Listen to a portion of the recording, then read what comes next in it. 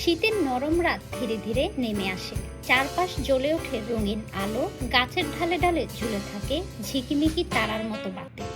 December এলেই যেন বাতাসেও অন্যরকম এক অনুভূতি ভেসে বেড়ায় বড়দিনের অপেক্ষায়। বড়দিন বা ক্রিসমাস খ্রিস্টান সম্প্রদায়ের সর্ববৃহৎ ধর্মীয় উৎসব, যা 25 ডিসেম্বর যীশু খ্রিস্টের জন্ম উপলক্ষে পালিত হয়। যদিও যিশুর প্রকৃত জন্ম তারিখ নিশ্চিত নয়, ঐতিহাসিক ও ধর্মীয় বিশ্বাস অনুসারে এই দিনটি বড়দিন হিসেবে স্বীকৃত।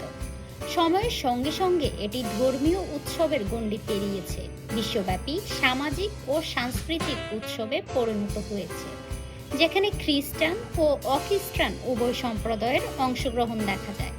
উপহার বিনিময়, গির্জায় প্রার্থনা, আলোকসজ্জা ও ক্রিসমাস ট্রি সাজানোর মধ্য দিয়ে বড়দিন উদযাপিত হয়।